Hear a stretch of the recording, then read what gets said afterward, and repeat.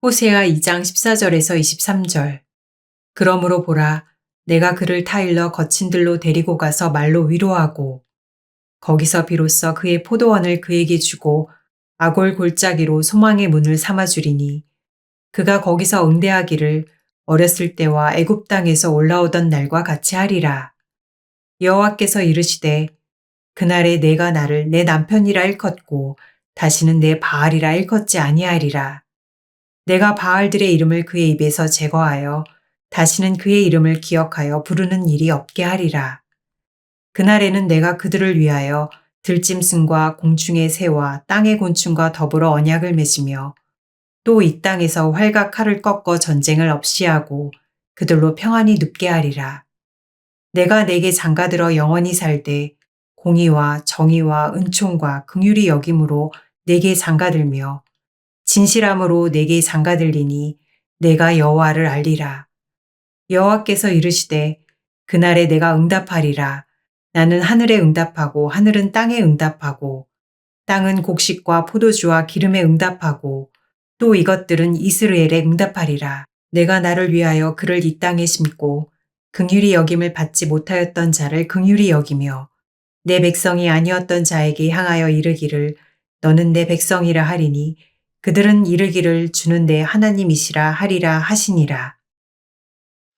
여러분 요즘에 성격 검사하면 MBTI를 많이 하잖아요. 그 MBTI가 16가지 성격 유형으로 나누어진다고 해요. 아마 대부분 여기 계신 분들도 한 번쯤은 해보셨을 것 같아요. 내 성격이 과연 뭔가 해서 영어 약자로 이니셜로 4가지가 나오잖아요. 그래서 16가지로 분류가 됩니다. 근데 과거에는 MBTI 말고 그전에는 기질검사라고 많이 했어요. 기질검사에도 보면 4가지 기질이 있습니다. 그러니까 우울질 기질 있고 또 점액질 기질이 있어요. 그런가 하면 다혈질 기질도 있고 또 담즙질 기질도 있습니다. 그러니까 크게 보면 우울질하고 점액질은 내향성 기질이죠. 또 담즙질하고 다혈질은 외향성 기질이에요. 근데 MBTI도 그렇지만 기질 검사도 해보면 그냥 그 기질 하나만 나타나는 경우는 거의 없어요. 대부분은 2개 정도 아니면 3개 정도 이렇게 기질이 섞여 있는 것을 알 수가 있습니다. 그런데 좀 특이한 것은 그 기질 검사를 해보면 우리가 몇 년 전에 그 기질에 관한 공부를 한 적이 있어요. 책을 우리 목장 교과서로 쓰고 그 책을 가지고 한 학기 동안 기질 검사 내용을 가지고 나누었던 적이 있습니다. 참 재밌게 공부를 했던 기억이 있어요. 그런데 가끔 가다가는 그러니까 극과 극인데 2 기질이 합쳐지는 경우가 있습니다. 예를 들면 우울질 기질이 있어요. 근데 동시에 다혈질 기질이 있어요. 완전히 반대인데 또 하나는 점액질 기질이 있어요. 부드럽고 조용하고 그리고 남을 많이 배려하는 점액질 기질인데 또 동시에 담즙질 기질이 있어요. 참 이런 게 이렇게 섞여서 나타나는 경우도 있다 이 말이죠. 그러니까 내향성 기질하고 외향성 기질이 같이 있어요. 여러분 이런 경우에는 본인도 좀 헷갈릴 것 같고 자기 기질에 대해서 또 옆에서 다른 사람들이 이 사람을 봐도 좀 헷갈릴 것 같아요. 어떨 때는 내향성인 것 같고 어떨 때는 외향성인 것 같고 말이지요. 근데 이럴 수가 있어요. 제가 왜 이 말씀을 드리는가 하면 우리 하나님도 이거하고 비슷하다는 생각이 들어요.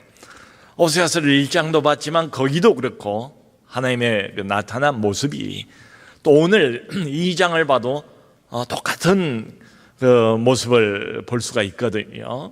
이게 뭔가 하면 우리 하나님의 이중적인 성격이에요. 이를테면 우리 하나님은 공의로우신 분이시기 때문에 죄를 범하면 심판을 하시잖아요. 공의와 심판, 이런 면이 있어요, 우리 하나님에게. 뭐 구약 성경에 얼마나 자주 반복해서 이야기가 나옵니까? 근데 그것만 있는 게 아니잖아요. 하나님은 또 동시에 무한한 사랑을 가지고 계시고 한없이 자비로우신 분이시고 또 용서하시는 분이세요. 그러니까 이 하나님의 극과 극의 대조적인 성격으로 볼 수가 있잖아요.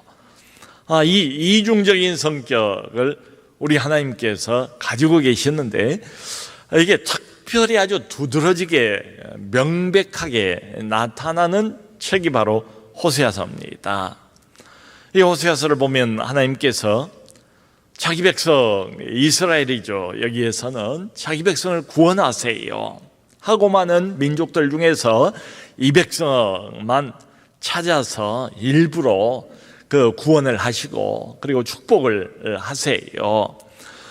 그런데 이 백성들은 구원도 받고 축복도 받았지만 어떤 반응을 보입니까? 금방 다른 우상을 섬겨요. 하나님 대신에 바알신을 종종 섬겨요. 여러분, 성경을 보면 하나님과 우리와의 관계를 종종 결혼에 많이 비유를 하지 않습니까?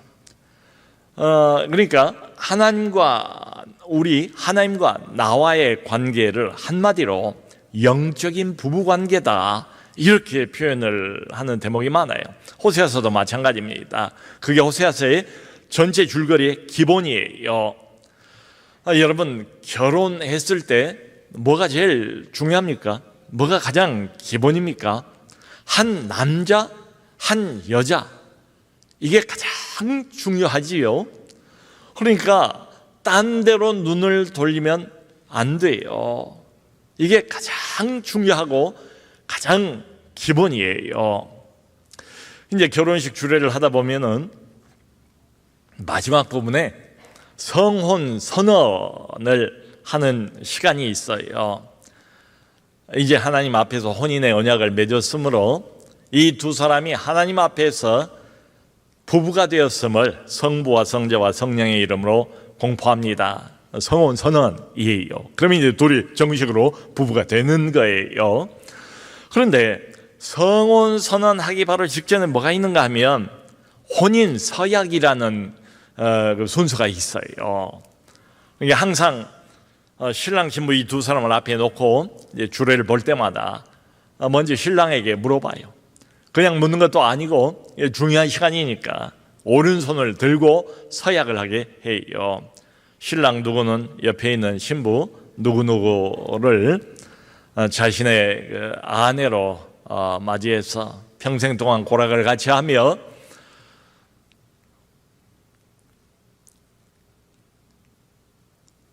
사랑하고 헌신적인 남편이 될 것을 하나님 앞에서 여러 증인들 앞에서 서약합니까?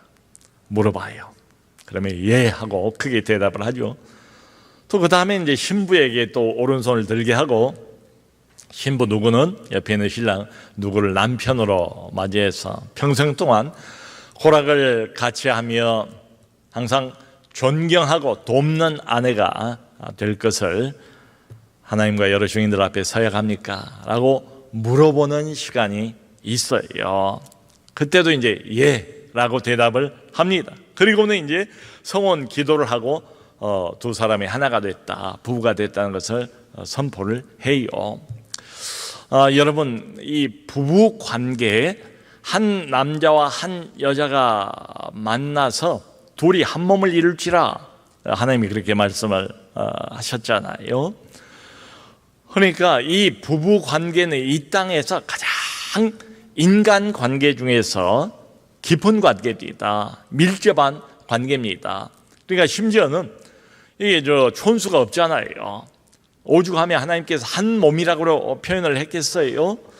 그러니까 이 부부 관계에는 그 무엇도 끼어서는 안 되고 그 누구도 여기에 가운데 들어와서는 안 돼요. 심지어는 부모도 부부관계에는 끼면 안 돼요. 심지어는 자식도 부부관계 안에 끼면 안 돼요. 그러니까 이렇게 보면은 하나님과 우리와의 관계도 얼마나 특별한 관계이기 때문에 자꾸 혼인에 비유해서 그걸 표현을 하겠습니까? 그러니까 나하고 하나님하고 완전히 특별한 관계다, 이런 표현이지요. 여러분 생각해 보면 안 그렇습니까? 세상에 하고 많은 사람들 많은데 그 중에서 하나님이 나를 고르고 골라서 선택하셨어요. 그리고 나를 내가 뭐라고 어디가 이쁜 게 있는 것도 아니고 따로 하나님 앞에서 특별히 잘하는 게 있는 것도 아닌데 나를 하나님이 특별히 그렇게 사랑하신대요. 하나님이 여러 번 반복해서 같은 고백을 해요. 우리 모두에게 다 마찬가지입니다. 각자에게 다 그런 고백을 신랑 되신 하나님께서 하시는 거예요. 자, 그러므로 신부된 우리는 어때야 되겠습니까? 우리도 하나님만 사랑하고 하나님만 섬겨야 맞지요. 그런데 성경을 보면 현실은 어때요? 종종 하나님과 내가 맺었던 그 혼인의 언약 관계를 영적인 음란, 그걸로 깨버려요. 영적인 외도, 그걸로 깨버려요. 그러니까 하나님 대신 하나님을 제쳐놓고 다른 신들을 사랑하고 다른 신들을 섬기는 일들이 너무도 많다, 이 말이죠. 이때만 그런 게 아니라 우리도 마찬가지예요. 다른 신을 사랑하고 다른 신을 섬기고, 이게 우리의 아주 문제입니다. 문제 중에 문제예요. 종종 이 신들이 뭔가 하면 흔히 말하는 세상 신들입니다. 물질의 신, 돈의 신, 이걸 너무 사랑하고 그걸 또 섬기기까지 하고, 어떤 사람들은 또 권력의 신, 이걸 섬기고만, 어떤 사람들은 또 성공의 신, 이걸 따라가고 그걸 숭배하고, 또 눈에 보이는 사람 신을 의지하는 경우도 너무너무 많아요. 그러니까 하나님 대신 이런 것들을 자기 백성이, 자기 부인이 내 배우자인데 나만 바라봐야 하는데 내게만 사랑을 구해야 되는데 나는 바라보지 않고, 하나님 입장에서 남편 된 하나님의 입장을 한번 생각을 해보세요. 자꾸 딴 데로 눈을 돌리고 딴 걸 좋아하고 딴 걸 사랑하고 다른 신을 쫓아간다, 이 말이죠. 하나님께서 이걸 그대로 내버려 두지는 않으십니다. 자기의 배우자지만, 자기의 사랑하는 백성이지만 하나님이 세 가지를 하세요. 항상 그러신 것 같아요. 영적인 원리처럼 늘 세 가지를 진행을 하세요. 하나는 심판입니다. 두 번째는 연단이에요. 그리고 세 번째는 회복입니다. 이 세 가지가 성경에 보면 늘 하나의 패턴처럼 반복해서 등장을 해요. 범죄한 자기 백성을 하나님이 심판하세요. 징계하세요. 근데 어떻습니까? 호세아서도 그렇고 다른 구약 성경을 봐도 그게 끝이 아니잖아요. 심판과 징계를 하세요. 그러면 아프지요? 고통스럽지요? 근데 파괴, 성전까지도 파괴당하지 않습니까? 파괴, 멸망, 그게 끝이 아니에요. 성경을 보면 더 나가지요. 우리 하나님께서는 마치 남편을 버리고 다른 남자를 쫓아간 그 타락한 여인 고멜, 이 호세아서에 나오지 않습니까? 여주인공 고멜이 그 고멜처럼 폐역해버린 백성들인데 그 백성들을 다시 찾아오시고 그 백성들의 영혼을 회복시키시고 그 백성들을 다시 하나님께로 돌이키는 것이, 이렇게 말씀드릴 수 있을 것 같아요, 우리 하나님의 주특기예요. 넘어진 사람 일으키는 거, 딴 신을 쫓아가고 있는 사람, 타락해버린 영혼을 회복시키고 다시 하나님 쪽으로 돌이키는 게 하나님의 주특기다, 이 말이에요. 그럼 오늘 성경을 보면 하나님이 이걸 위해서 14절 보면 두 가지를 하세요. 두 가지를. 그리고 항상 이렇게 하세요. 그러니까 영적 원리라고 볼 수 있어요. 우리에게도 이렇게 하세요. 첫 번째로는 이 타락한 자기의 배우자를 거친 들로 데리고 갔대요. 이게 1번입니다. 어디로 데리고 가는가 하면 거친 들이래요. 광야입니다. 거친 들로 인도해 가세요. 우리 하나님 지금도 똑같이 하십니다. 거친 들로 가세요. 그러면 거기는 고생스럽겠지요. 환경 자체가 얼마나 열악해요. 거친 들이니까 따뜻하고 물도 잘 나오고 쾌적한 이런 방이 아니라고요. 거친 들, 그리 데리고 가세요. 그 일을 하세요. 근데 그것만 하시는 게 아니고 우리가 읽어본 것처럼 거기에서 하나님이 거친 들에서 부드러운 말로 자기 백성, 자기 이제 파트너죠, 배우자를 위로하신대요. 자, 그러니까 우리가 잘못했을 때 하나님이 우리를 어떻게 다루시는가 하는 거, 하나님이 나를 다루는 방식이 뭔가 하면 항상 거친 들, 이게 있고, 그리고 동시에 부드러운 말로 위로하신다라고 되어 있어요. 여러분, 하나님은 자고로 늘 이 두 가지를 우리 인생 속에 함께 섞어 놓으세요. 그러니까 보면 어떻습니까? 우리가 인생을 가면서 종종 고통, 근데 그것만 있는 건 아니에요. 위로, 이 두 가지가 항상 우리 인생 안에 함께 있어요. 누가 이걸 이렇게 섞어 놨을까요? 이 배후에 누가 이것을 이렇게 다루고 있을까요? 누가 고통과 위로를 함께 우리에게 주시고 있는 걸까요? 바로 우리의 영혼의 남편 되시는, 우리의 신랑 되시는 하나님, 그분이세요. 그 손길을 우리가 잊어버리면 곤란해요. 여러분, 이스라엘 백성들이 이제 노예 생활에서 벗어나서 400년 만에 출애굽을 하잖아요. 근데 출애굽하자마자 이스라엘 백성들이 가나안으로 들어갔나요? 애굽의 손을 빠져나오자마자 젖과 꿀이 흐르는 땅을 맞이하게 됐나요? 그건 아니잖아요. 우리 모두가 아는 것처럼 출애굽을 한 이스라엘 백성들은 당장에 어디로 나왔습니까? 나오고 보니 거기가 광야였어요. 구원을 얻었잖아요.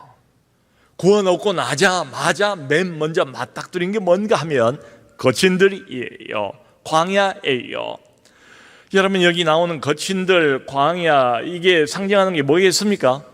광야는 뭔가가 없는 그런 장소 아닙니까? 부족한 장소 아닙니까? 먹을 것도 부족하고 편의시설도 부족하고 오락도 부족하고, 그러니까 불편한 장소, 이것도 불편하고 저것도 불편하고 부족함과 불편함으로 가득 차 있는 장소가 광야예요. 그러니까 자칫 잘못하면 어떻게 되겠어요? 이스라엘 백성들처럼 되겠지요. 계속 불편하니까, 부족하니까. 예전에는 안 그랬는데 내가 세상에서 잘 먹고 잘 살고 세상 즐기고 그럴 때는 이러지 않았는데 하면서 계속 이스라엘 백성들처럼 원망하겠지요. 불평하겠지요. 자, 여러분, 그런데 그 배후에 누구의 손길이 지금 작용하고 있다고요? 하나님, 그분 자신의 손길이 자기의 사랑하는 배우자를, 자기의 사랑하는 백성을 지금 다루고 있는 중이다.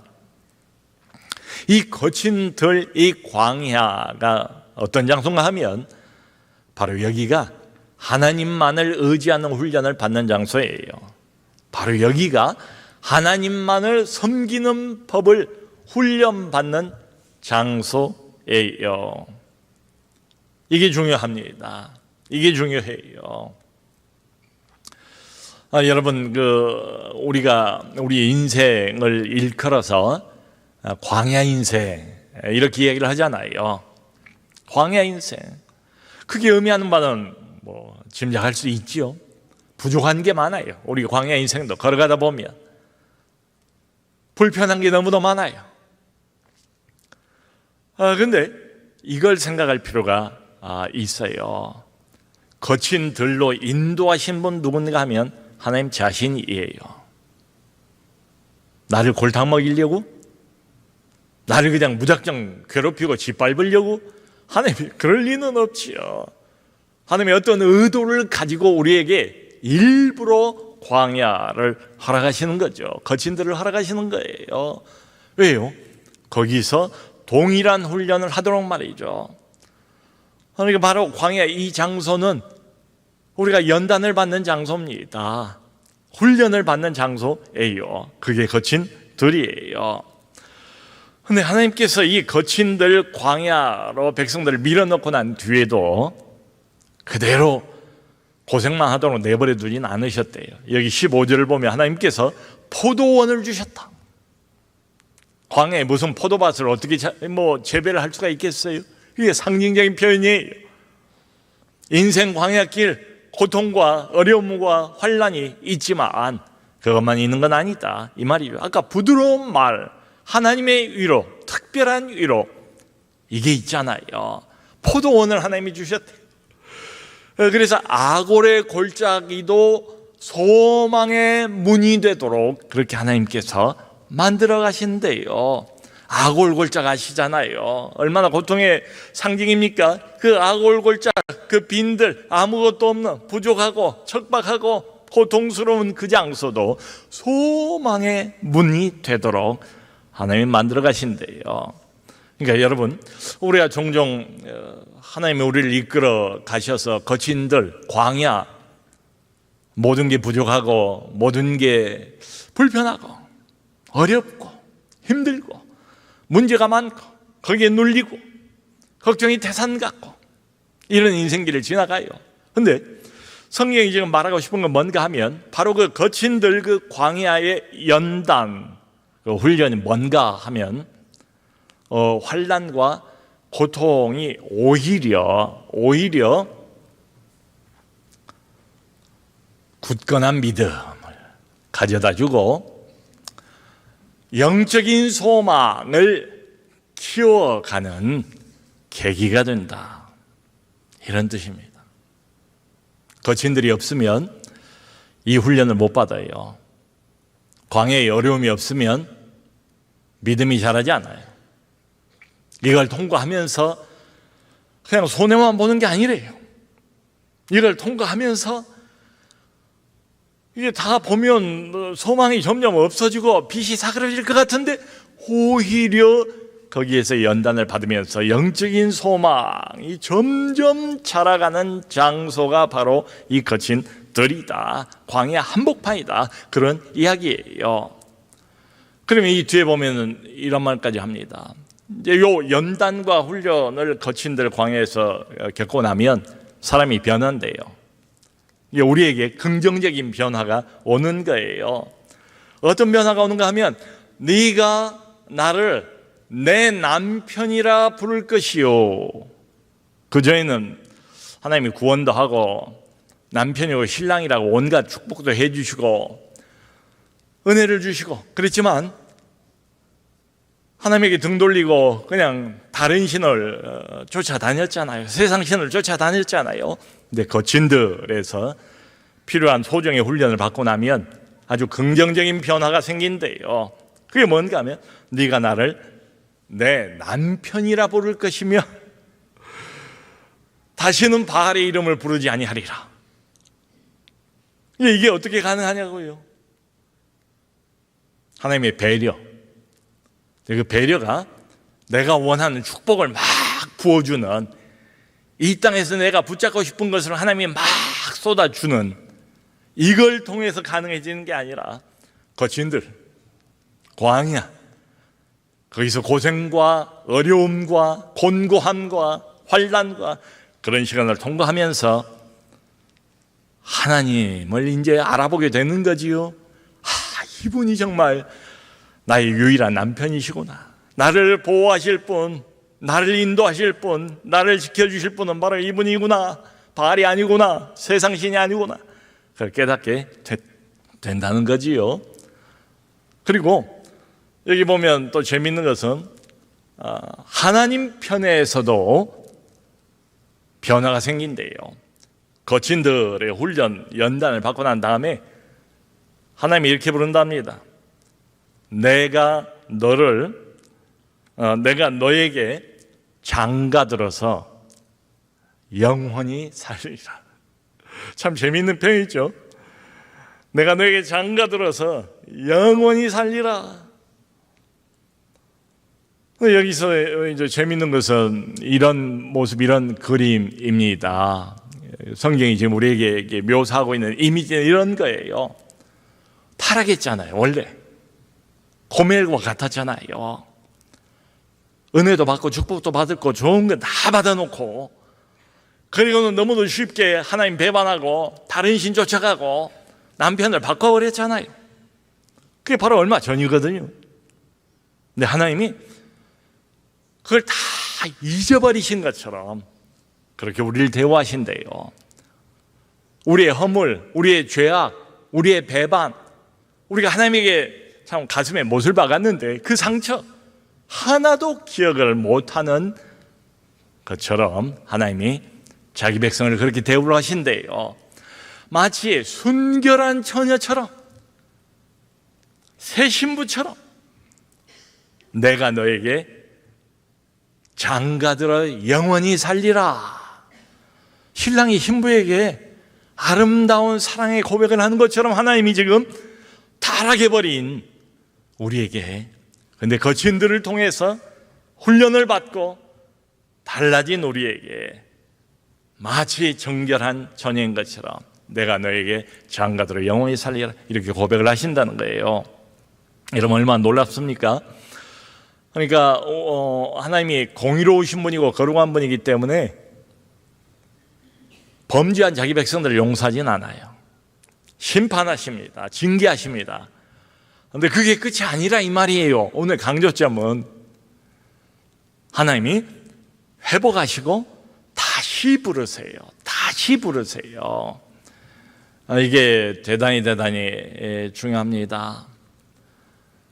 여러분 그 감리교 장시된 요한 웨슬레는 흔히 그런 말을 해요. 1738년 5월 24일 이전 요한 웨슬레와 그 이후 요한 웨슬레로 나누어진다. 요한 웨슬레의 믿음, 요한 웨슬레의 영적인 확신, 그 전에는 이게 없었어요. 대단히 열심히 있고 1분 1초도 허투루 쓰지 않고 모든 것을 하나님을 위해서 쓰는 것처럼 보였어요. 그런데 영적인 확신도 없고 예수 그리스도에 대한 믿음도 없는 상태였습니다. 열심은 있었어요. 완벽주의자였어요. 되게 까다로운 사람이었대요. 인간적으로는 별로 매력이 없는 사람. 너무도 이제 완벽주의자니까 남의 흠이 자꾸 보이지 않겠어요. 열심은 있으니까 그래서 미국 조지아주 선교사로 떠난 거예요. 3년 동안 완전히 실패했습니다. 단 한 영혼도 건지지를 못하고 자기 영혼도 무너져버리고, 그리고 다시 런던으로 돌아온 거예요. 그리고 1738년 5월 24일 런던의 올더스 게이트 거리를 걷다가 우연히 그냥 크리스찬 모임에 참석했는데 막 그 자리에 들어가자마자 사회자가 앞에서 마틴 루터의 로마서 서문을 읽고 있었다는 거죠. 그런데 그날 일기를 보면 요한 웨슬레가 그렇게 썼습니다. 그 이야기, 루터의 로마서 서문을 듣는 그 순간 이상하게 내 마음이 뜨거워져 옴을 느꼈다. 그리고는 웨슬레는 달라졌습니다. 감리교 창시자가 됐습니다. 예수 그리스도가 정말로 십자가에서 온몸의 피를 쏟고 내가 뭐라고 나를 위해서 정말로 죽었다는 것을 실감을 하게 됐어요. 확신을 하게 됐단 말이죠. 그 전에 웨슬레는 대단히 교만한 사람이었습니다. 하나님을 의지하는 것이 아니라 자기 의를 의지했어요. 자기의 열심을 의지했어요. 그런 사람이 이런 어려운 시간들을 통과하고 난 뒤에 하나님을 깊이 만나게 됐지요. 여러분, 이런 일들이 종종 우리 인생 안에 있습니다. 중요한 것은 뭔가 하면은 바로 그겁니다. 하나님과 우리와의 관계는 이게 언약 관계입니다. 그러니까 어떤 조건부로 하나님이 우리를 사랑하시는 게 아니란 소리예요. 성경이 언약, 계약 이런 이야기를 할 때마다 조건부가 아니다. 우리는 그거 못 지켜요. 죽었다 깨도 우리 힘으로 못 지켜요. 안 그렇습니까? 일주일 지나면서도 그 언약을 내가 스스로 깨버리고 배반한 때가 얼마나 많아요. 그러니까 하나님이 일방적으로 언약 관계라는 것은 일방적으로 우리를 사랑하신다, 무조건적이다, 이런 말입니다. 지금도 마찬가지예요. 그렇기 때문에 하나님과 내가 맺은 이 특별한 관계는 절대로 포기가 안 돼요. 나는 포기해도 하나님 그분이, 남편 쪽이 나를 포기하지를 않습니다. 나를 놓아주지를 않아요. 그게 우리의 안심입니다. 우리의 확신입니다. 우리의 찬양입니다. 하나님이 거친들로 인도하시고 연단하시고, 그리고 우리를 돌이키시고, 그리고 우리를 다시 회복하세요. 사랑하는 성도 여러분, 이게 중요합니다. 광야 인생길을 우리가 지금도 살아가고 있는데 종종 우리를 하나님께서 거친들로 인도하세요. 그냥 그렇게 된 게 아니에요. 어쩌다 그렇게 된 게 아니에요. 우연히 그렇게 된 게 아니에요. 머리털 하나라도 세신받았다고 그랬는데 이게 왜 우연이겠어요? 이 거친들 뒤에는 우리 하나님의 손길이 있다. 그러므로 이게 상징하는 게 뭐겠습니까? 우리가 어떻게 해야 될까요? 거친들에 있을 때 깊은 고난 가운데서 우리 하나님을 깊이 만나는 우리 성도님들이 꼭 되시기를 바랍니다. 하나님을 깊이 만나시고 연단 받으시고 정결한 이 신부처럼 우리의 믿음이 더 순수하고 깨끗한 믿음으로 변화되고 오직 하나님만 사랑하고 하나님만 더욱 섬기는 우리 모두가 될 수 있기를 주 예수 그리스도 이름으로 축원합니다.